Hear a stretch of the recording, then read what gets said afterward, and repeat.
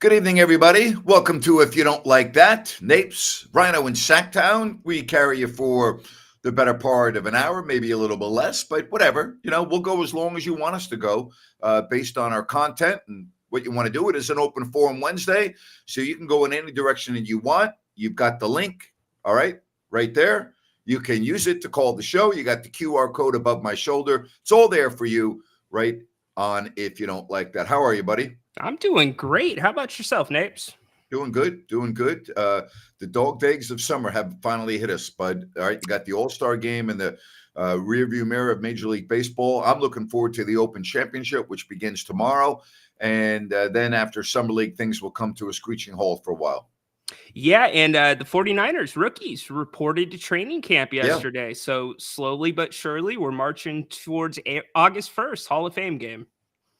Isn't that amazing? Thank goodness. Right? I can't wait. But like you, I'm very excited. You got me fired up about the postage stamp hole at Royal Troon. I've been doing my due diligence, Napes, looking at lists. In fact, there's only 2 par 3s listed on the 18 hardest holes in golf, according to one golf website. And it is one of them, believe it or not. Is that unbelievable or what? It's only 100 yards. It's only 100, yeah, depending on how it plays. In fact, I was pulling up some imaging. For those that haven't been with us this week, we've talked a lot about Royal Troon and number 8. Here's a shot, for instance.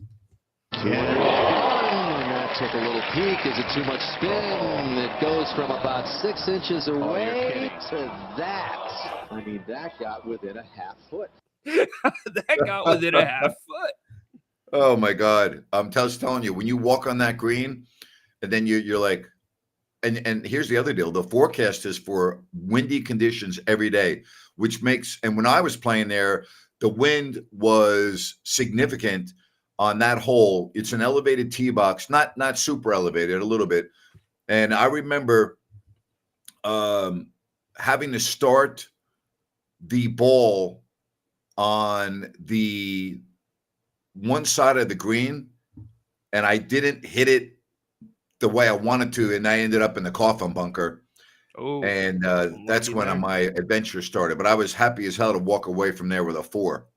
Oh, I bet Scotty Scheffler, Grant, was actually asked about his approach and how creative you have to get on that hole. Here's what he had to say. It depends on wind direction. That's one of the things. If number 8's playing into the wind, then I'm going to have to get pretty creative with what I'm doing, especially since it's an elevated shot. It's a shot that you have to try to hit without a lot of spin. Which is difficult. Spin is very important to these guys on the tour. Yeah, and I don't know how to put spin on the ball. So for me, I wasn't sitting on the tee box thinking about the spin. I was thinking about just get it up. Try to avoid disaster. That's what I was. But, when you sit on the tee box stand, you look at it and you go, it's easy. Like before we had never been on the green before, but I knew it wasn't easy because I know it's one of the most famous holes in the world.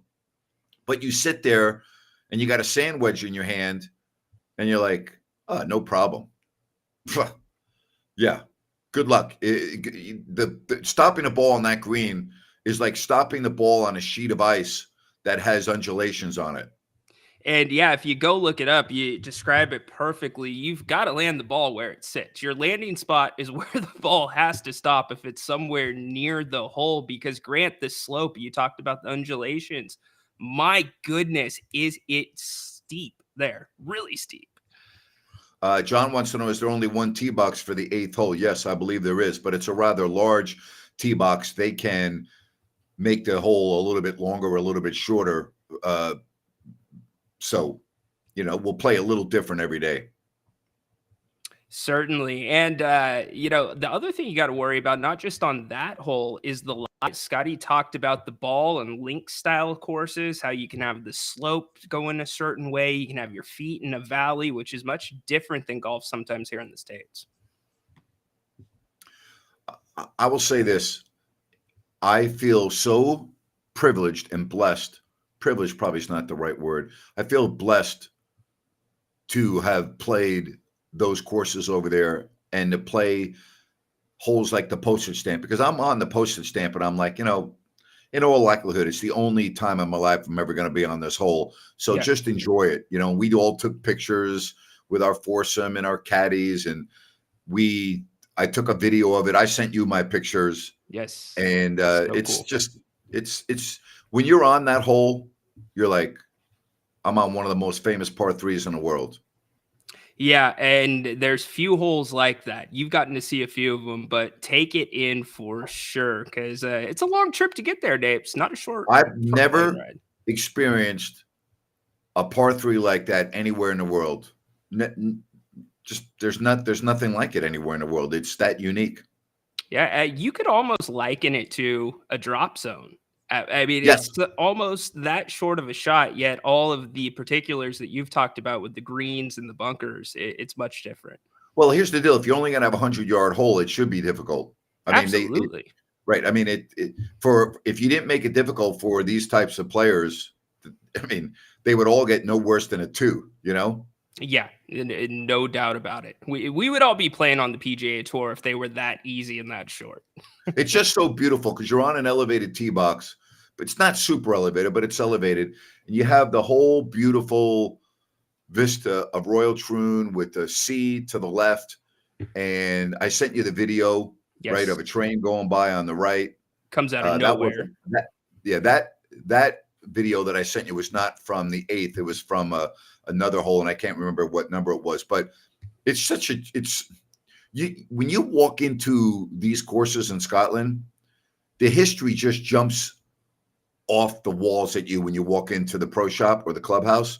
I mean, when you walk into Troon and you see all the pictures on the wall and all the past Open championships and all the pictures of the winners with their trophy and the old black and white photos from decades and decades and decades and decades ago, you're just like, wow, you know? Sure, it's an experience in itself before you even hit the course. And you've seen many highlights, I'm sure, as well. I mean, it's the whole total package right there in one.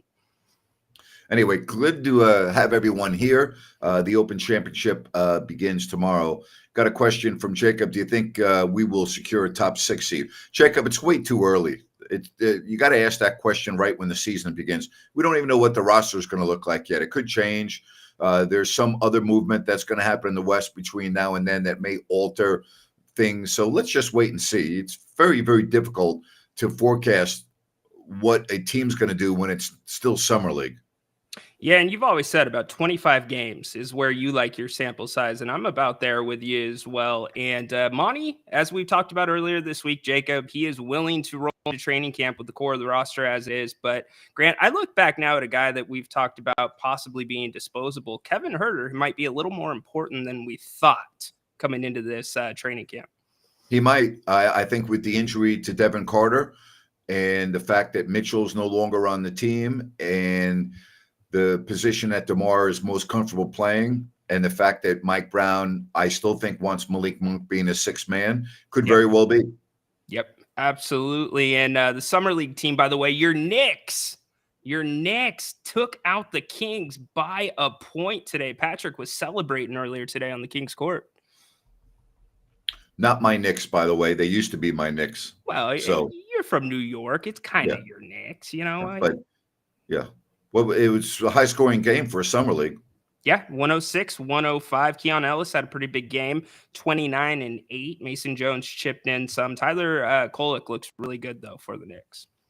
I did not watch any of the game. I haven't watched 1 second of summer league, but I saw a lot of criticism of the Kings not having a timeout at the end of the game to use. I did not see the end because I was on the air, but I saw the same criticism. That's what summer league's for, Grant. That's literally what it's for, to learn those situations for a guy like Doug Christie, who's never been in that top seat. Yeah. All right. If you want to get in on the program, give us a call or continue with your chat messages. And again, we are very happy that you are here. Hope you enjoy the whatever you're going to be doing this weekend, whether you're out golfing, whether you're out with your family, whether you're out with the buddies, whatever the case may be, watching, whatever. It's pretty awesome. You know, it's just all good. We're happy that you are joining us. Absolutely. Things like we were saying ramp up very, very soon, and not soon enough. Football. Have you been paying attention to Hard Knocks and the New York Giants A little offseason? bit, a little bit. Not. I have not seen the last episode. Have you? Yes, I did. Very interesting. It goes through free agency and the process of them working out what they were trying to do with Saquon Barkley, and ultimately, you know how that ends up with him in Philadelphia. Yeah. His biggest issue is staying on the field. You know, No he's hurt doubt. a lot. No So, doubt. and I'm okay with the Giants going in a different direction. Because listen, Ryan, if you're not winning with him, why spend him all that money? Right? I mean, you weren't winning with him, and I'm not saying it's his fault, but the point is, it's not like you're going to get worse. You know? What's the use of having a top-notch running back if you don't have the line to block him? And that's what the Exactly. Giants really addressed this year in free agency, and then also defensive line too. Brian Burns coming in from Carolina. You 100% correct. I mean, that's just it.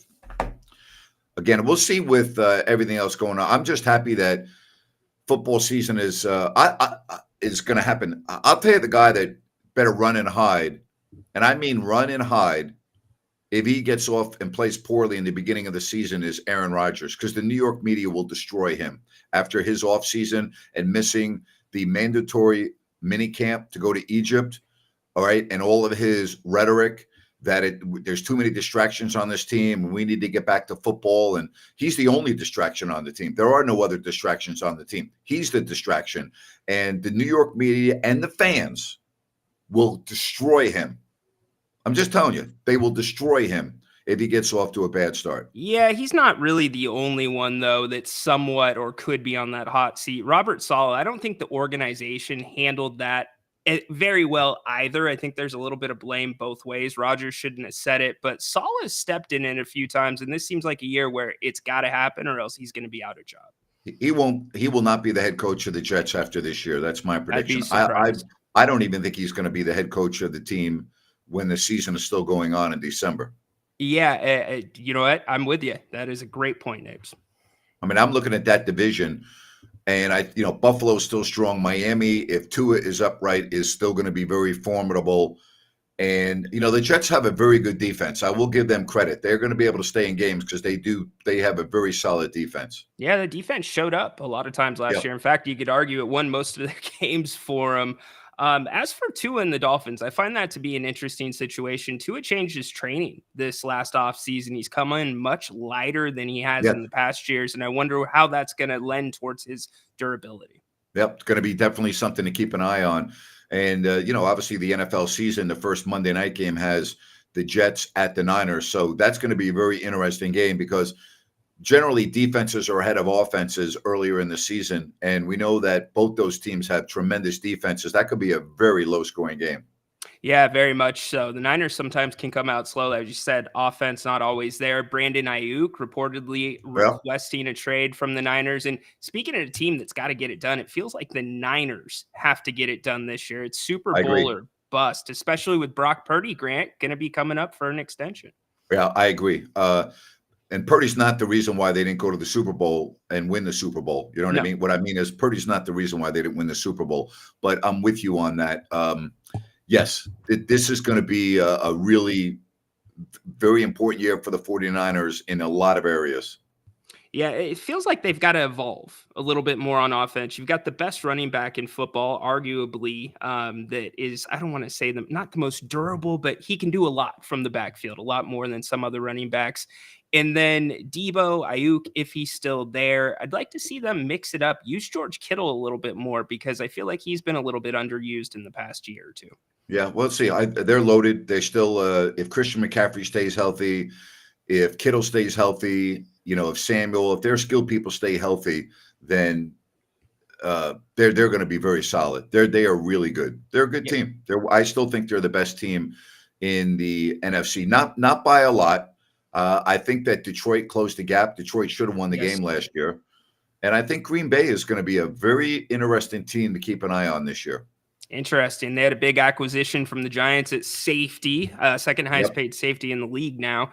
But Green Bay, Jordan Love, it's got to come down to him. Is this going to be the year where he makes that step? But Detroit, I'm keeping my eye on them as well. Their progression has been super fun to watch. Yeah, Xavier McDaniel is going to be a very good pickup for them. So we'll see. I'm just happy that we're going to be able to talk about football in a couple of weeks because, football drives the needle in this country.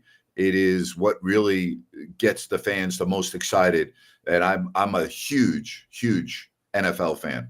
Yeah, it's the damnedest thing, though. It's like week 1 comes and you're all pumped up for it, Napes. And then before you know it, it's week 15. It goes by so quick. It does go by fast. It really does. And it especially, I'll tell you what sucks about the NFL season. And you know this as well as I do, because we've been on both sides of the ledger, like most fans. Sure. When your team, your team's not going to be very good and they get off to a bad start, it just really takes the air out of the balloon, Yeah, absolutely. It can, but some teams are able to turn it around. You never know, but it's the injuries for me. Those preseason, those week 1, week 2 injuries that are Aaron Rodgers talked about him already.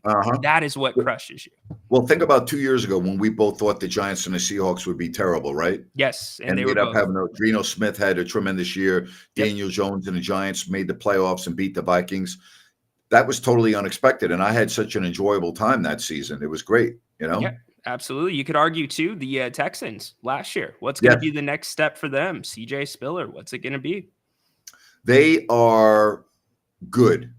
I love D'Amico Ryans and the mindset that he brought in. They have a very good defense. CJ Stroud last year was – what's that?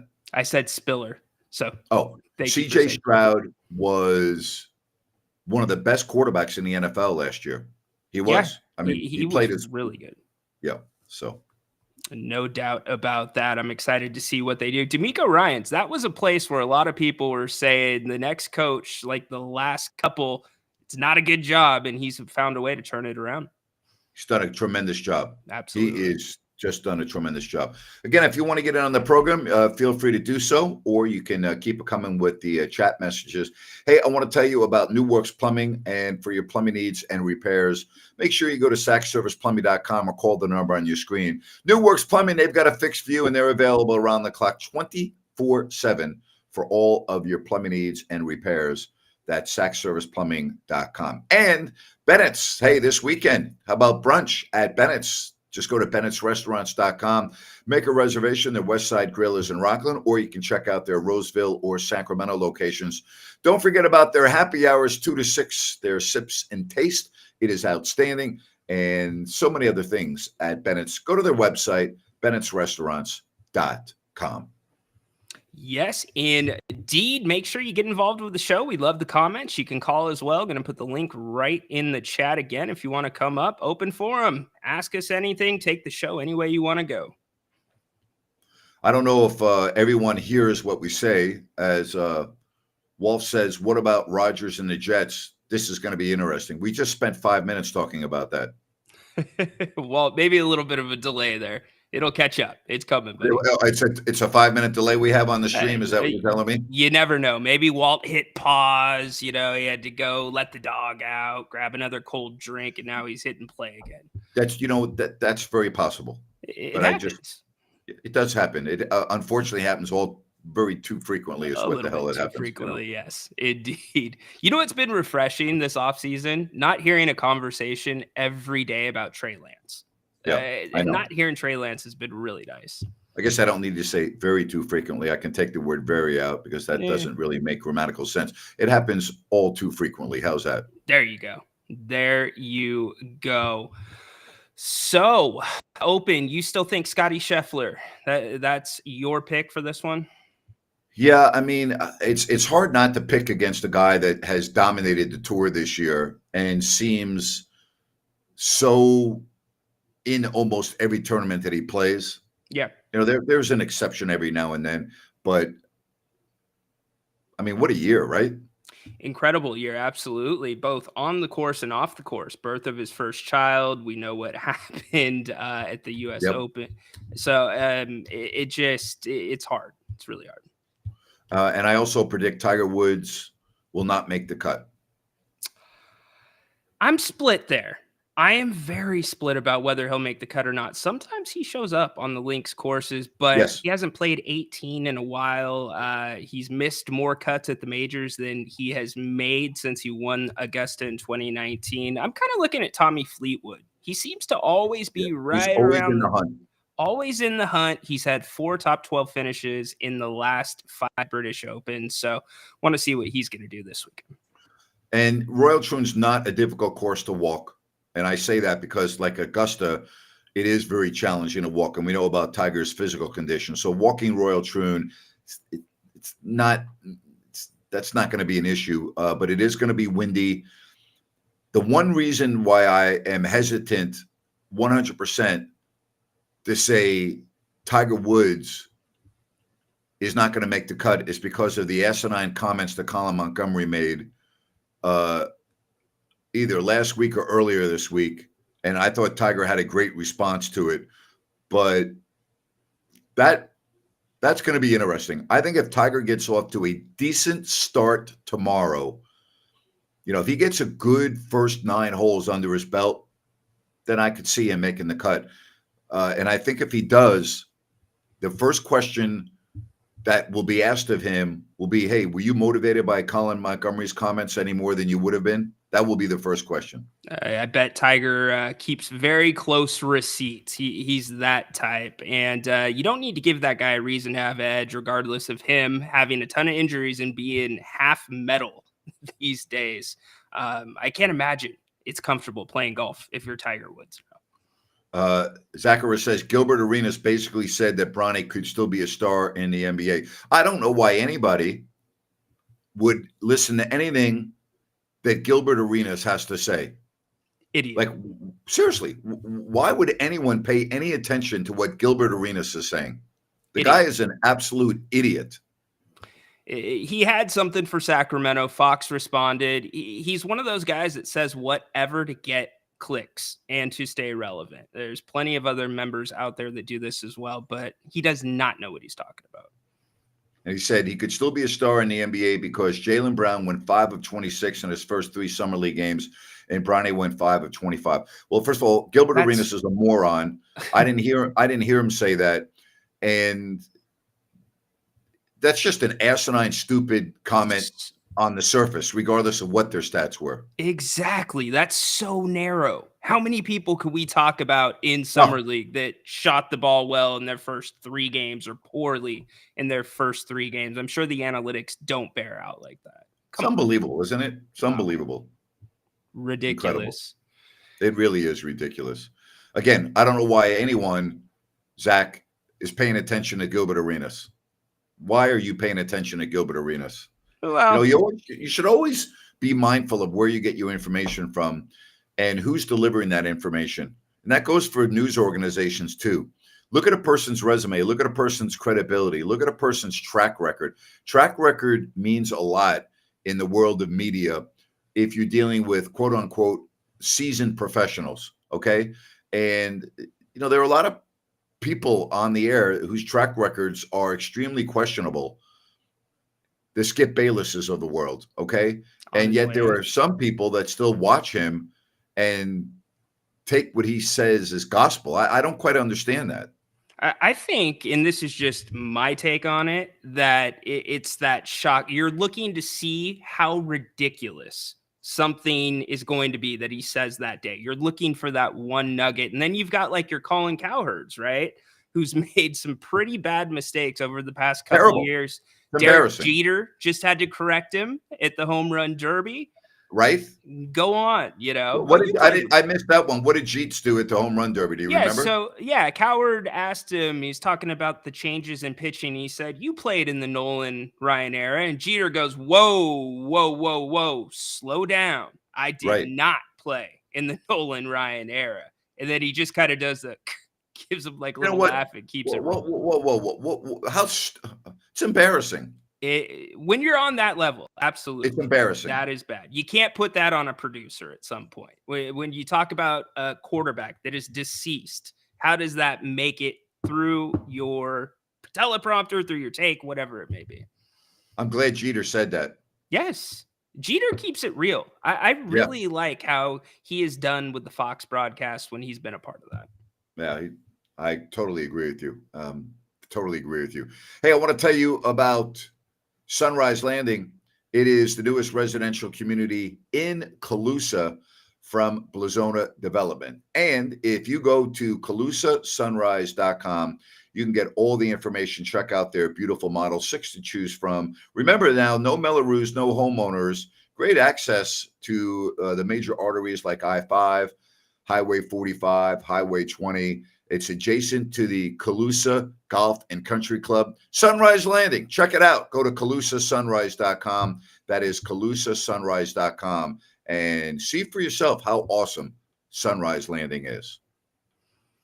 AP 530. Speaking of Bronny, we'll have 4-6 tonight at the half for those that are paying attention. That's his best shooting performance thus far in the summer league. For him. Yeah, he's going to be a star in the league. Star. Grant, sign him to an extension right now. Even if you can't do it, pay the fine, break the rules. Come on. Come on is right. Come on is right. Yes. Unbelievable, buddy. Unbelievable. So we said it many times. It's a bad situation. It's an unfortunate situation, Grant. I wouldn't want to walk into my first job being under that type of pressure, being under that type of microscope without bringing it upon myself. I'd want to take my own route, even if you give me a little leeway, right? You give me a step in the door. Bad look for the Lakers. Bad look for JJ Redick for saying that he earned it. And yes, it's just a bunch of nonsense. To stop him in the middle of the second press conference mistake, by the way, dropping F-bombs in the first one, saying that, embarrassing. Him and LeBron didn't talk about the job. Just be honest. We'll be interested then. Lean into it. Give us something to watch. Going to be interesting to see what the noise out of LA is if they get off to a bad first month of the season.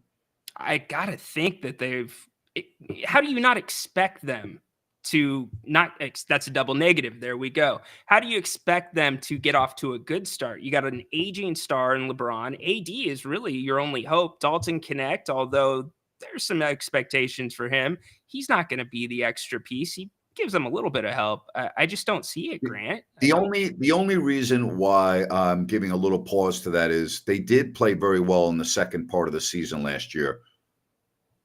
They did, but they're also a year older. I know. And it's a different and the Kings, okay? DraftKings came out with their over-unders. They've got the Kings at 45.5 wins this season. Right. You go over-under. They got the Lakers at 44.5, just one game below the Kings.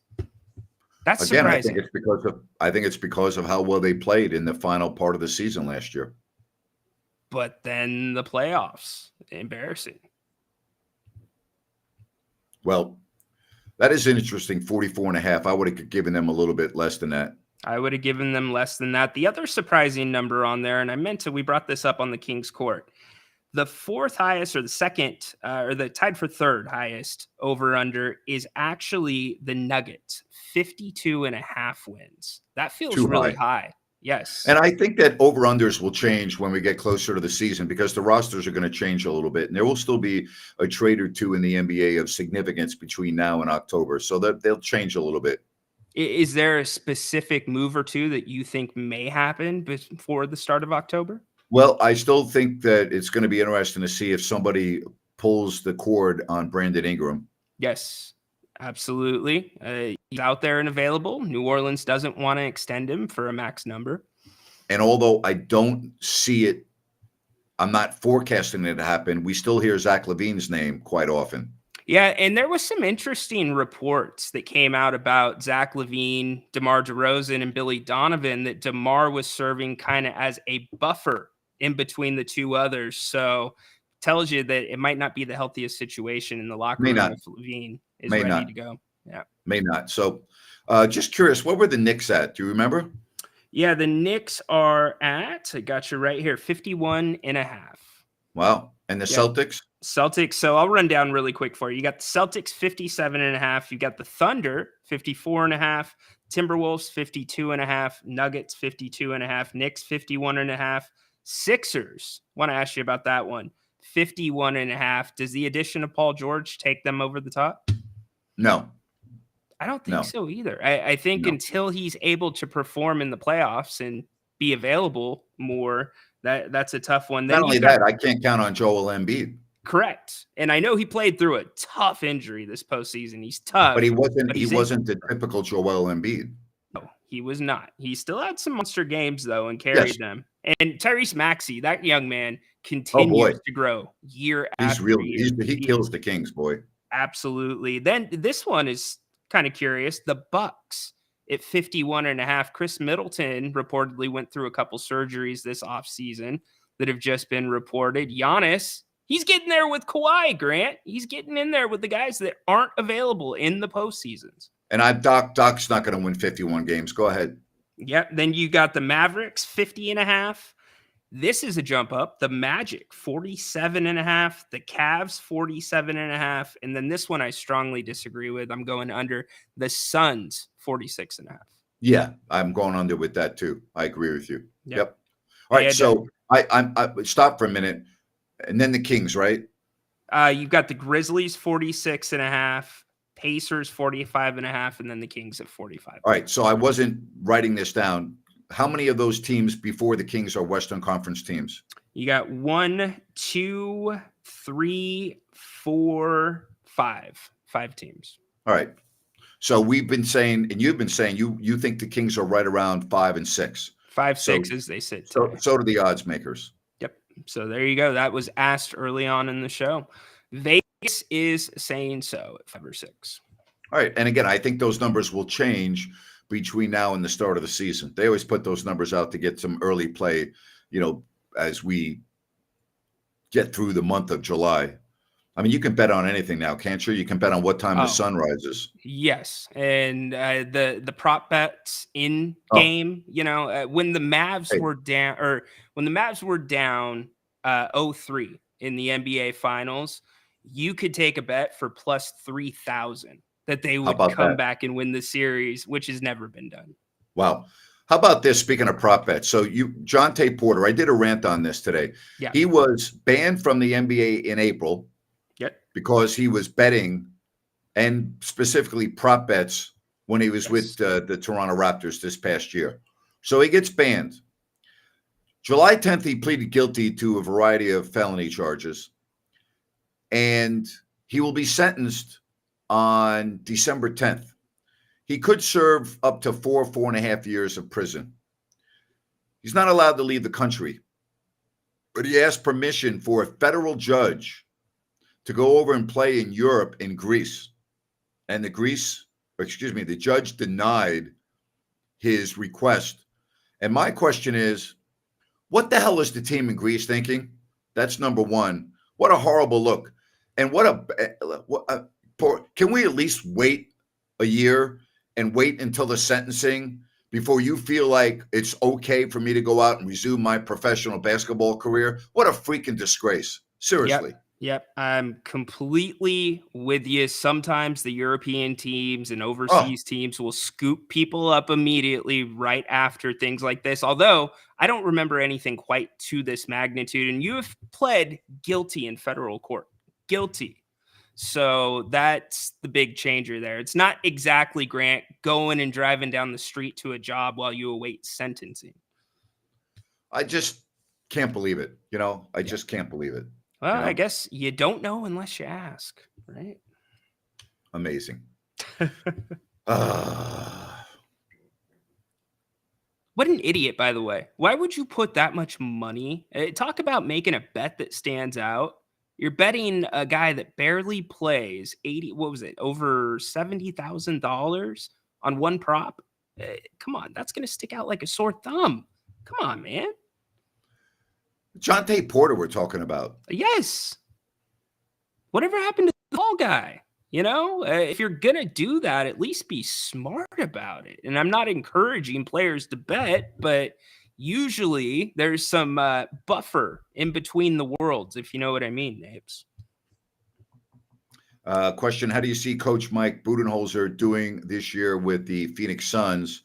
Suns going to be better or worse or same this year? Listen, they've had good coaches, and it's about the talent on the floor. And I always talk about how the pieces of a puzzle need to fit to complete the puzzle. That puzzle just doesn't fit.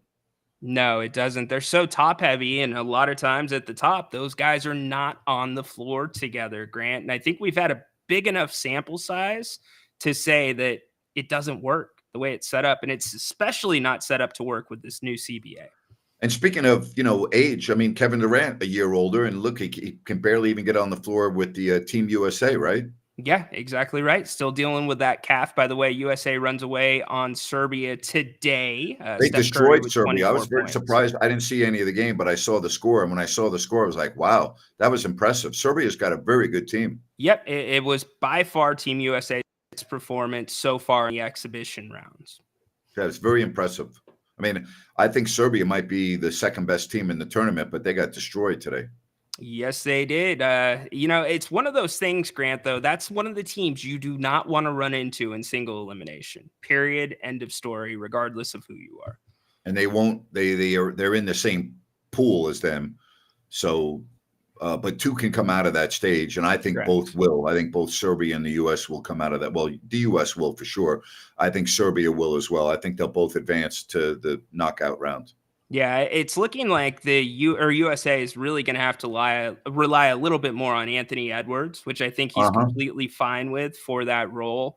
But the interior is where they could be susceptible offensive rebounds and such. All right. Again, if you want to get in on the program, we can do so. Not a lot going on. We're not going to go super long today, but we just want to come on, say hello, get some things out there for you to think about. Again, the Open Championship begins tomorrow at Royal Troon. And again, the forecast all weekend is for sustained winds from 10 with gusts to 25 to 30. And trust me, when you go to a links course and the wind normally changes quite often, it will be the biggest factor this weekend in this tournament. That the wind changes everything, as you all know if you golf yourself. I don't have to tell you that. But on a links course particularly, boy, it is just a beast. It really is. Yep, and you've been on there. I have not, but I can only imagine. I've been out at Pebble when the wind's howling, and it's a whole different ballgame.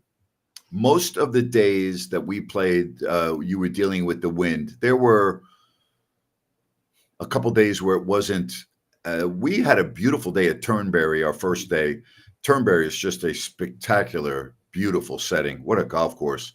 And that was the famous 18th with Nicklaus and Watson coming down the stretch, fighting it out. And Watson won the Open against Jack on the 18th hole at Turnberry.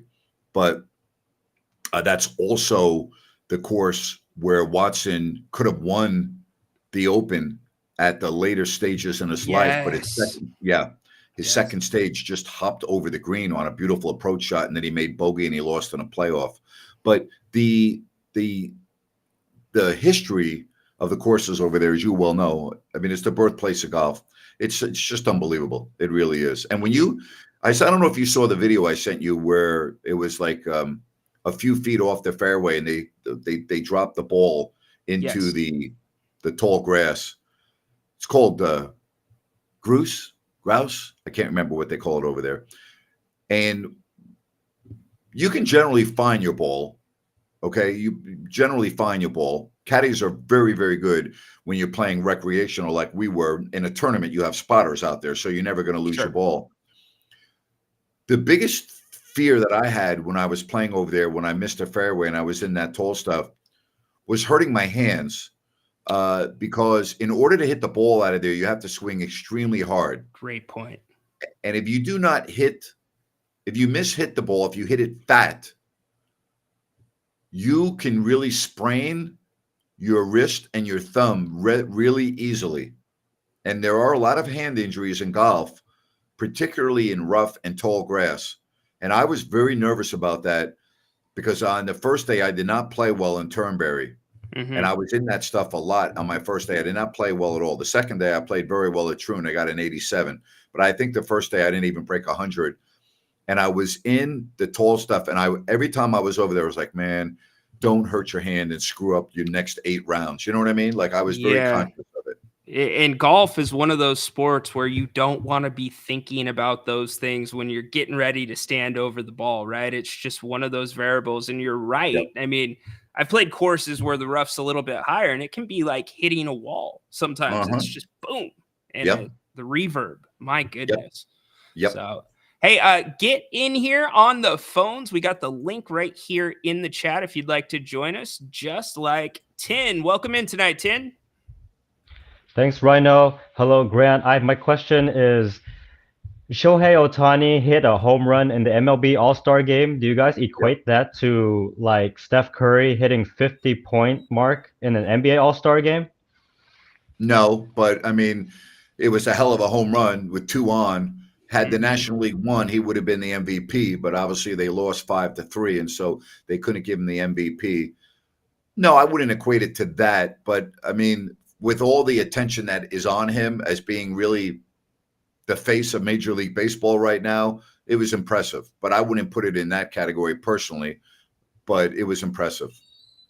Yeah, I'm with Napes. That guy gets everyone's best shot, whether it's the All-Star game, whether it's regular season. It was a hell of a home run to right field.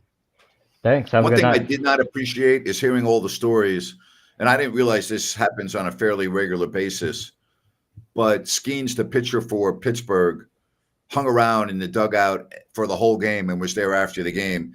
And all the other guys, many of them, including the Dodgers, all left the stadium as soon as they took a shower and talked to the press. They were out of there on their charter jet before the game was even half over.